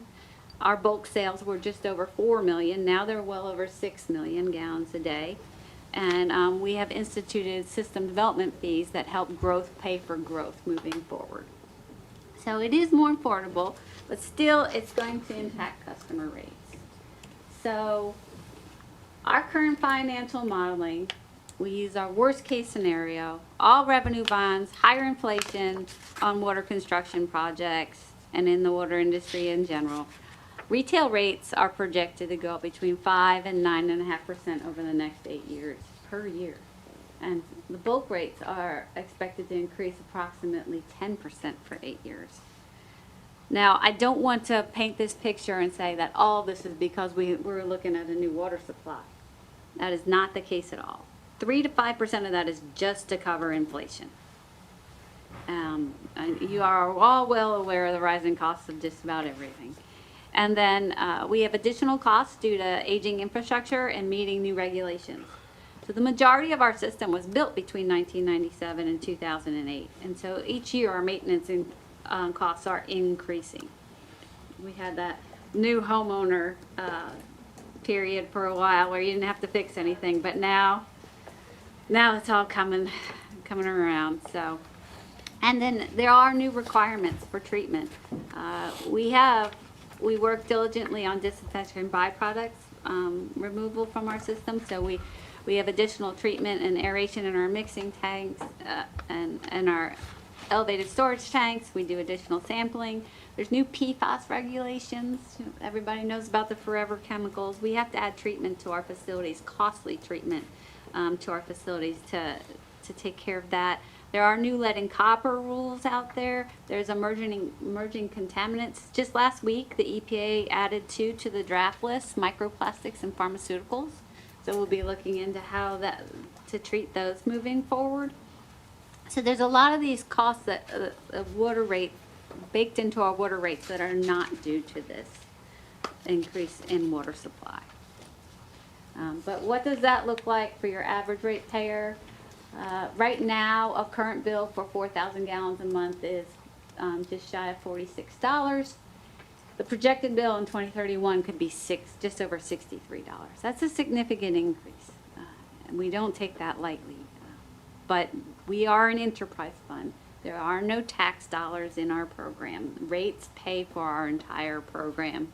Rates and a tiny bit of interest on the reserve funds we have is our only income. So it just is what it is, unfortunately. Like I said, this is our worst case scenario, so we are hoping to do better and not need these increases for so long or in this high amount. So as I noted, a lot of our revenue comes from our bulk customers. Our commodity rate increase over that same 5-year period could go from just under $4 to $6.36. And as an example, for a bulk customer that uses about 500,000 gallons a day, they currently pay around $60,700, and their projected bill would be $97,800 in 2031. And so, like a town of 4 Oaks, they use a little over half of that, 276,000 gallons per day, but Clayton uses almost 3.4 million gallons a day, so the increase would vary by bulk customer. Did you do the math for like the retail side of what it would be without this extra debt service and just based on the 3% inflation? I did not calculate that out, but it's about 2/3 of it would still be there. So instead of 63, it would probably still be in the 50s, the low to mid 50s. Absolutely, yeah. Kim, I have a question. Sure. But 2031 is 5 years out. These original rate increases were projected out over 8 years. For now. Yeah, we don't have a clear picture beyond 5 years, so I hate to go too far, but right now we're looking at our 20-year CIP and a 10-year financial plan, but we reevaluate it every couple years. So I feel like giving you a 5-year picture is as far out as we can go and feel that it's reasonable. All right. So in reality, it could be either higher or lower beyond that 5 years. We are hoping to make it lower, because we looked at revenue bond funding only. We feel like we can get some SRF funding, maybe some appropriations. We're gonna, Chandra just presented to you, like, what, 7 applications we're gonna put in. Any money we get in the water fund is going to bring down these numbers, these Okay. projections. And if the growth is greater, it brings down these projections. If the economy does better than this high interest rate, it brings down these projections. So, we're not saying this is the future in stone. We're saying this is the worst case. We don't want you to be caught off guard that it looks like this, but I'm hopeful. I'm not entirely optimistic. I'm not willing to bet on the economy getting better, all our numbers being wrong. But we have opportunities to improve affordability. And that comes from grants, appropriations, and lower interest loans through the state and federal agencies. If we can develop these regional partnerships and have our regional partners buy their capacity up front so we do not borrow the money, that brings down these numbers as well, these projected rate increases. So, for example, say we worked with one of the towns, like 4 Oaks. We provide all their water supply, and they wanted to ensure that they had enough water supply to grow for the next 5 years. And they qualified for a grant, and we helped them with that application. They could buy capacity up front, and then we would not borrow that money. Those are the kind of opportunities we're looking for over the next years while we design this project, to establish those relationships. Once you get an agreement in place, it opens up additional opportunities for funding through the state, and also some of our partners will qualify for USD Rural Development Grants, which we do not qualify for anymore. So we'll continue on that path. We'll continue to update our SDF fees and our rates appropriately as we move along the path, and we'll work on our policies. We have some opportunity to set our water policies and our growth policies to align with the UDO and to align with how our water districts and our towns interface moving forward. Speaking of our plan for the county, Envision Johnston 2040, and growth is here. Growth can be a really great thing for the county, but it needs to be managed. And you all acknowledged that and worked really hard on this plan, the Envision Johnston 2040 plan. And now you're working on the UDO to go with the plan. So Johnston County is growing, and it's going to continue to grow. Our projections just show what's reality. We're not building this in order to accelerate growth or anything like that. It's to handle what's here. So in order to continue to grow, Johnston County and the towns within need a large, reliable source of water. And when recruiting large economic development projects, the biggest consideration is the availability of reliable sources of water, sewer, and power. And so this year, NC State has an emerging issues forum I attended, and it was because the focus was on water, and I helped with the focus group on that discussion. And because in North Carolina we are a very water-rich state, but it's getting to be a real issue where everybody's trying to secure their water supply moving forward. We are incredibly fortunate to have this as one of our options, to be able to build off-stream storage in this amount. This initial reservoir will be 0.8 billion gallons of storage. And then there's a second reservoir that we're hoping to acquire just nearby that would add 2.1 billion gallons to that. That makes us highly resilient, highly reliable supply. So in order to make the Envision 2040 Johnston County Land Use Plan a reality, we're going to need to continue to expand our water supply and our water distribution. rural crossroads, regional mixed use, employment centers, they all need reliable water and sewer. So combined with our new water supply, combined with our interconnections, will give us a highly resilient, highly reliable water supply moving forward past our generation into the next. So what we're hoping you'll approve today is that we take these next steps. We start the design process. We work towards updating our policies. We strengthen our partnerships. We update our capital improvement plan accordingly. And then we apply and lobby for as much funding as possible. Thank you so much for letting us apply for those projects earlier today.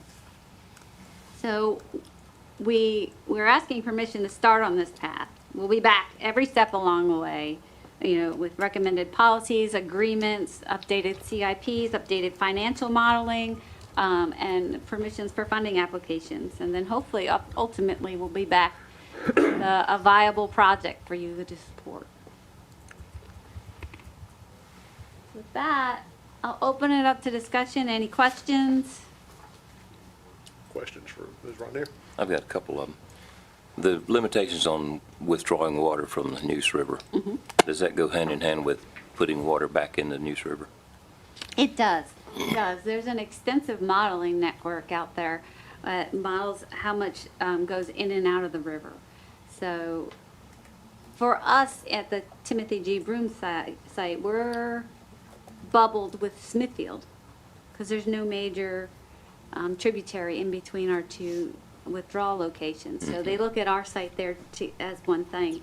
But also they account for how much of our water goes back into the river at the water plant. Right. And then in their long-term modeling, especially with the Triangle Water partners, they look at where the sewer discharges are too, make sure it all comes in. And they're looking at interbasin transfers and the complexities of all that. But there's a extensive model, OASIS model out there. And the other thing is, have we seen any impact yet? I know it's been a short-term time frame, but on the system development fees that were increased a lot, have we seen any impact on the velocity of those applications, the movement? I don't believe we have. It would take a while for the projects that would hesitate on planning to come, because it's a 2-year process really until they'll be applying for water service. Yeah, makes sense. But because the builder pays for the system development fee instead of the developer, I'm not sure that we'll see much of an impact. Kim, I have a question. I understand what you said about the, we got plans for a larger storage reservoir in the future.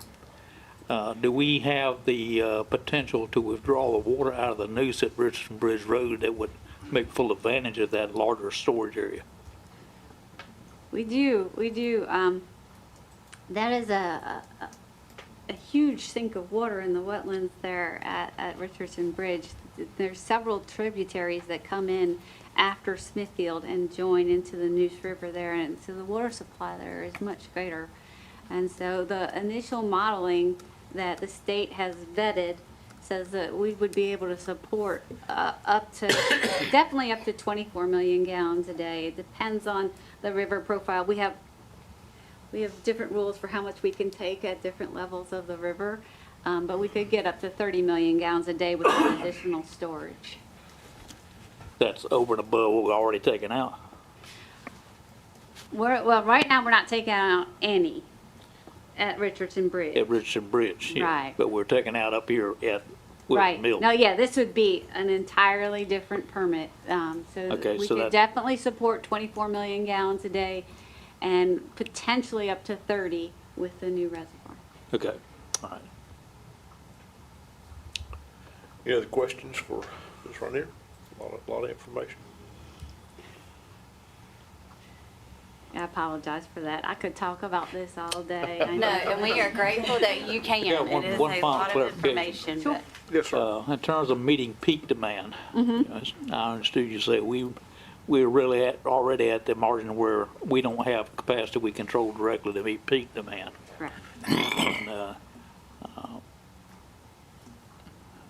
So that implies that we are relying on these external agreements when those drought situations or high demand usage comes into play. Absolutely. Do you foresee at any point in the near term that, that water use restrictions may have to be considered? Yes, sir. We are currently in the second highest drought criteria. And we have received just a heads up kind of letters from some of our partners saying that Falls Lake is stressed and, Yes. We will have to follow water restrictions for the service area from the city of Raleigh's area, if that moves forward. Drought is one situation, and then if it doesn't rain and it's hot and people are worried about their lawns. Right. We already have mandatory odd even lawn watering restrictions, but we would have to move beyond that if things got worse. I just wonder how long the Wake County or City of Raleigh is going to be a viable partner in this, because last week I went up through Buffalo Road that turns into Eagle Rock Road, all the way up through Wendell to Rosal, and I have never seen so much development in my life. There's literally thousands of acres have been cleared off and they're under construction. New shopping centers, homes, etc. All of that's going to put demand on their system, which is going to limit their ability to support us for indefinitely. Everywhere 540 goes, Yes. development follows, and it will happen.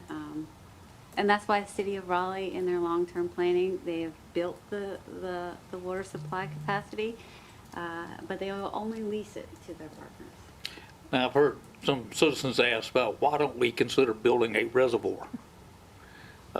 Would you care to react to that statement? So an on-stream reservoir is highly difficult to permit. The city of Raleigh had a plan to build a reservoir on the Little River, and they have actually secured the entire watershed with their zoning and planning. But environmentally, they have not gotten permission to do it, and they've dropped back and tried other things in the meantime. In the Triangle Water Supply Partnership planning, it shows that the city of Raleigh is going to need to find a solution sometime before 2070 for new water supply. And that option is still on the table. But they worked very hard and put a lot of money and effort into trying to get that reservoir started and had to table it. So is it reasonable to say that the challenges that they're experiencing and are anticipated would also apply to Johnston County if we were to pursue a similar path? Absolutely. This quarry is closer to the Little River. Yes. And we were unsuccessful at getting an intake on the Little River. We're going to build this one from the Richardson Bridge. Okay. Thank you for those clarifications. I get that question often. There's a lot of people trying to solve this problem and think through the solutions. I do sit on the Triangle Water Partnership. They're on their planning committee, their technical committee, and we do all the modeling, and we look at everybody in the region. Chatham County, Harnett County's in it, Clayton is in it, Fuquay Varina, Raleigh, Cary. We all put our heads together trying to come up with the solution for the region to have enough water supply, and this is the best option for the Neuse River right here. There's other members of the Triangle Committee that would be very, very happy to have this as an option, even if it is expensive. It will meet the county's needs for generations. Well, I think this also emphasizes that since we're not the only ones struggling with this issue, the counties surrounding us are as well, that a regional solution at some point in time, it's going to at least require regional cooperation to be able to meet everyone's needs long term. Yes, sir. And the state has been very supportive of the Triangle Water Partnership's work and hopes it expands in the future because the regional planning is going to be necessary. It used to be there's so much water in North Carolina that they could get away without it, but it's not the case anymore. Understood. Thank you. All right, any other conversations for Ms. Rhino? All right, thank you so much for all your information. Thank you. Thank you. Thank you very much. All right, next item on the agenda is appointments, and we have ballots at the commissioner's seats for the Airport Authority, Board of Health, Economic Development Advisory Board, Johnston Lee Harnett Community Action Board. These are situations where there's more applicants than there are seats. So if commissioners will, if you will fill out your ballots and be sure and sign the bottom, and then the deputy clerk and clerk will tally those votes, and they'll be announced at the 6 p.m. meeting tonight. Mr. Chairman. Yes, sir. I'd like to point out that in the case of Economic Development Advisory Board, I have a personal relationship with one of the applicants, so therefore I would like to, while I don't anticipate any conflicts of interest, I would like to request that I be recused from voting on that particular appointment. Okay. All right. Does that need to be done in the form of a motion and an approval? Yes, sir. All right. I'm assuming you're going to enter that as a... I'll move that we recuse all right, Mr. Stovall. Motion and a second. Any discussion? All in favor, let me know by saying aye. Aye. All right, thank you, Mr. Thank you, sir. All right, let's see, the delinquent tax collection report. We have our deputy county manager and tax administrator, Jocelyn Andrews. Good morning. Good morning. We got a few more Barely. minutes. Barely. Had to look and see Barely. which way I was going here. Yes. But anyway, good morning, Mr. Chairman and Commissioners. Before you had the February collection report. As you can see, we're at that point, we were at 97.74% collected, and a little less than $5 million still to go. You've heard me say it in years gone by at this time of year, and probably even last month. This is the tough time of year where it's hard to collect this money, but staff's working diligently to do the things that we need to do to work with citizens to get this amount paid. Just a couple of points. The Board of Equalization Review will convene 2 weeks from tomorrow to begin hearing any appeals that might be before us for the 2026 tax year. So we start that process here shortly. So I'll be happy to take any questions. Any questions for Ms. Andrews? All right, thank you, ma'am. Thank you. All right, manager reports and comments. Mr. Hester? No report this morning. Thank you, sir. All right. Before we start the board reports and comments, once this meeting is adjourned, then we will immediately call to order the special meeting of the Johnston County Finance Corporation immediately thereafter. And so if you'll just kind of work with me on that, we'll roll from one right into the other, and it will not take too long to do that. So, board reports and comments, I'll start with Commissioner Pace Davis. Do you have anything you'd like to add? It's been a full morning. It has been. I hope everybody had a great Easter. 2 weeks ago, I guess it was I feel like we haven't been here in forever, was the Archer Lodge Reverse Raffle. It was a great evening of being able to be in the community at that. And like I said, it's been busy, and it's about time to get even busier. So. Absolutely. Absolutely. All right, thank you. Mr. Stovall? Mr. Chairman, I've got nothing to add this morning. All right. I have a Commissioner question. We've heard this extensive report from our team at Solar Utilities. Do we need to get to working on the things that she talked about today? I mean, is that an action item we need to put to the top of the list? It was not on the agenda as an action item. I'll defer to the attorney if we need to, if it's going to come back at a later time, or is that? So I think the intent was for you to take it under advisement this morning. If you would like to take action on it today, you certainly can. It could be added to tonight's agenda, or it's something that we could add to move forward at your mid-month meeting in April. But they do need some direction to move forward with those next steps. But the timing of that is up to the board. Typically, you don't act on things on the date that you first hear it, and so that's why it was not listed as an action item, but they do need direction on those next steps. Okay. I would recommend that we add it to our mid-month meeting, and then we can make it an action item then. That'll give the board an opportunity to have discussions and research any additional. Well, the other thing is there's been something discussed early on that we have heard about before, and that was that boat launch at 42. When do we need to act on that? I'd love to put it to bed and get it behind us. So if you want to go ahead and, I was planning on talking about it. We have talked about that at length, so You know, if they you want to talk proceed about- on in that direction. They talk about a neutral sounding name. To me, it was referred in our material as the Highway 42 boat launch.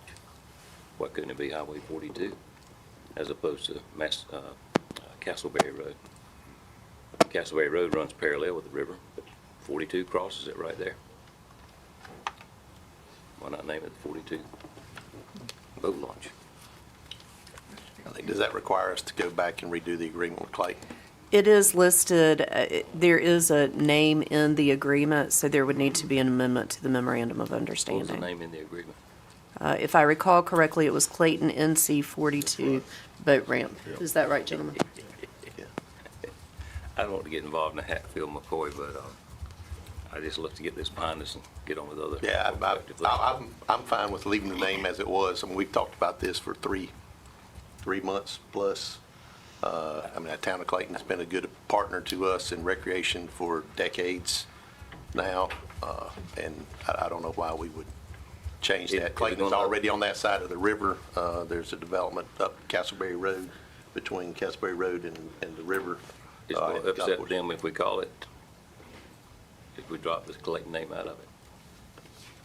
I don't know, but we talked about it for 3 months. I don't know why we want to keep talking about it. It is, town of Clayton's going to be the one to maintain it. I'm fine with that. So that's kind of where I am. But I would like for it to end because we've talked about it a lot. I'm afraid if we don't change it, it ain't going to end. Well, That's my concern. I'll interject here, and I know we're going a little bit out of order of what we normally do, but, we've got a standing memorandum of understanding already executed, done, signed, and finished. Yes, sir. Now, unless the board's interested in going back and renegotiating that memorandum of understanding, to me, it's a dead issue. So I think that's the question. Do you want to go back through and redo the memorandum of understanding, or do we want to leave it as it is and let's all move on? Is that a fair question or statement? I think I that's just where like I to see am. Clayton's name off of it. But I'm just me. Mr. Chairman, I apologize. I drank 2 bottles of water, so I had to take a break. But I have to tell you that, while I can understand Flower's representation of they want to protect their brand, but I'm a little concerned that when we were trying to find a site for the Northside Fire Department to put their space out, a new station out there that would specifically serve the Flowers area because of the demand. There was not a whole lot of give and take on that land deal from the Flowers folks to make that happen. And now to come in and say they want to protect their brand on this boat ramp that they put no money into that I'm aware of. I'm a little reluctant to say that we need to go back and try to make any changes. All right, let's put it to bed. So let's go around the rest of the room and then we'll finish up with that.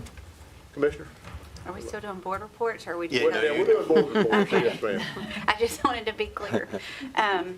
Unfortunately, I wanted to, for the county to share our condolences. Our former Miss Johnston County, who went on to win Miss North Carolina, Miss Carrie Everett, passed away untimely, unfortunately. So I just think from the board standpoint, we want to wish the condolences to her family. She did a phenomenal job in many areas, not only representing Johnston County, but as North Carolina as a whole. So her light will definitely be missed. Absolutely. Thank you. Commissioner Brooks? Last week was a busy week. We had not only the ribbon cutting at the airport that was mentioned earlier, also on the same day we had a conservation easement that was granted to the DeWitt Hardy family. That I think they protected 78-ish or so acres of farmland that will be farmland forever in Johnston County, and so congratulations to them. It was nice to be a part of that ceremony. And on that note, I grew up in Brogdon, and my backyard was literally a field, and every year the Carnegies would tend that field for us, and this weekend they were out and plowing it and getting it ready, and it's always an exciting time if you're from Johnston County to smell the soil as it's tilled up and and see what's coming this year. And so I just wanted to mention that there's a lot of that going around the county right now, and I hope everybody enjoys that smell as much as I do. All right. Vice Chairman Lawner? I don't have anything, but Commissioner Godwin stirred the hornet's nest on that one for me. So. Well, when we have our board discussions, usually it's about trivial stuff that maybe happened to our own lives over the last week or so, but we never really have any meaningful public discussions about business. I mean, we have an agenda that's prepared, but we never really have any real meaty discussions here, I thought it's time to do some of that stuff. I was right there with you today. I don't know how the chairman wants to handle it. We can handle it, talk about it tonight, add it tonight to do it, or. I mean, I think just a consensus of whether because it's A or B. You're either going to redo the memorandum of understanding, right, or you're not. Mm-hmm. So if the board is leaning toward doing that, then I agree. There's give me no a consensus. Yeah. to do that, then say so, and we can bring it back up at a later time. If there's not an interest in renegotiating that, then let's lay it to rest and move on. All right. I'm good. I'm good with laying it to rest and moving on. When you say you're good, I'm is good. that laying it to rest? Okay. Yep. Everybody Yep. good with that? Yep. Any interest in renegotiating the memorandum of understanding? Okay. Thank you. Great, thank you. All right, this time we will entertain a motion to adjourn, and then we'll go right back into the meeting with the Finance Corporation. I make a motion to adjourn. All right, have a motion. Second. Second. All in favor, let me know by saying aye. Aye. Meeting is adjourned.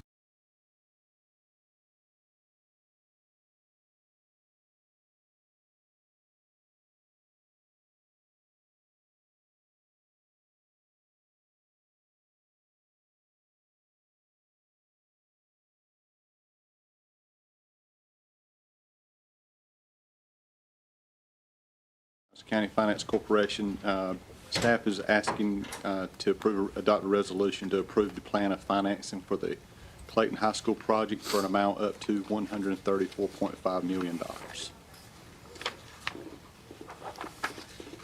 Any questions for Mr. McLam?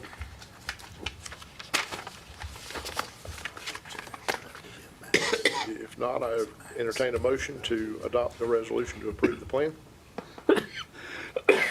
Mr. Chairman, I move we adopt the resolution to approve the plan as outlined.